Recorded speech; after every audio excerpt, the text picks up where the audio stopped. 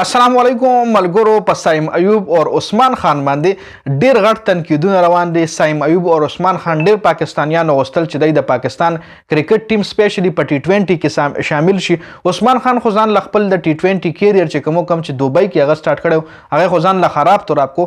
اوس پاکستان به آیا دله دومره غټ چانسونه ورکي چې دا کم پرفارمنس روان دي د پرفارمنس راو پاکستان د ځان سره په ټیم کې لانګ ټایم د پروسه تکنه دا یو غټ کوېسچن مارک دی. خو بل طرف ته سایم ایوب به حواله سره سلمان اهم سټیټمنټ جاری کړی دی. محمد حفیظ د عثمان خان حواله سره اهم سټیټمنټ جاری کړی دی چې هغه دواړو بیاناتو باندې هم خبره کو او تاسو به هم خپل رائے په کمنټ کې راکوي چې آیا سایم ایوب او عثمان خان خو خیر د پاکستان د لپاره دومره زیات ټي 20 میچو کې ریپرزنټیشن نه دی کړی، خو سایم ایوب ته کمپلیټلی چانسونه ملو شوي دي، خو هغه چانسونه کیش کړي نه دي. نو په تاسو به هم د سایم ایوب حواله سره هم خپل رائے شریک کوي را سره او د عثمان خان حواله سره هم خپل رائے شریک کوي چې آیا دای په ټیم کې ساتل پکار دي کنه.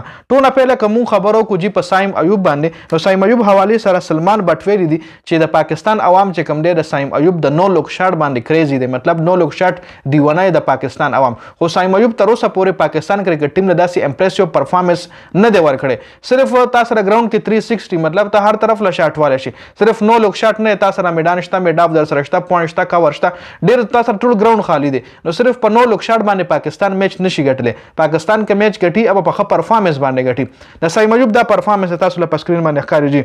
سایم ایوب تر اوسه پورې بیګانی میچ نه علاوه بیګا چې کوم میچ شوی دی د پاکستان او نیوزیلند ټي 20 میچ هغه نه علاوه هغه د سایم ایوب 17 میچ 16 میچونه سایم ایوب کړی دي. په دغه 16 میچونو کې 218 رنزونه سایم ایوب کړی دي. جی 218 15 اوریج سره، مطلب سایم ایوب په هر میچ کې صرف 15 رنزونه کړی دي.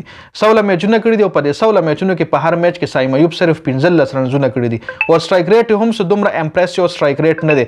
سټرایک ریټ صرف او صرف 129 سټرایک ریټ دی. 50 یوم نشته، 100 یا لیډي نشته جی. نو 129 سټرایک ریټ سره بیا یو اوپنر او غل دومره زیات چانسز ملاویدل. او د دې باوجود چې پاکستان سره خو اوپنران شته لکه فخردمان شو، محمد حارث نوم خو ځکه ناخلو چې غل خو زیات چانسونه ملاو شوي دي. نه په اوپننګ پاکستان سره خو زبردست اوپنران شته او هغه ډراپ کیږي او سایم ایوب له چانس ورکړه کیږي او سایم ایوب بیا هغه چانس نه کیش کوي. نو آیا سایم ایوب به لانګ ټایم د پاکستان کرکټ ټیم کې سروایو وکړي کنه؟ دې جواب تاسو په کمنټ کې راکړئ. اوس که په عثمان خان باندې مونږ خبرو کو، نو عثمان خان حواله سره محمد حفیظ ویلي دي چې عثمان خان د پی ایس ایل په پرفارمنس باندې د پاکستان ټیم کې څنګه شامل شو. مطلب د خو د پاکستان د ډومېسټک کرکټ نه تیر شوی، د خو هغه مکمل پروسیجر نه تیر شوی د ډومېسټک کرکټ.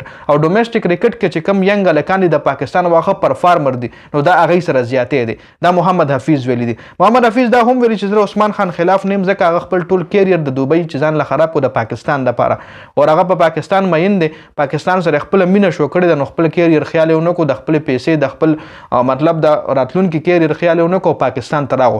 خو عثمان خان هغه پروسس نه تیر شوی، کم پروسس نه چې یو کلاړی تیریږي او بیا د پاکستان انټرنیشنل ټیم راځي. نو آیا اوس عثمان خان لانګ ټایم د پر د پاکستان کرکټ ټیم کې سروایو وکړي کنه؟ دې حواله سره به تاسو رائے په کمنټ کې ضرور راکوئ. ډیره زیاته مننه جی. والسلام.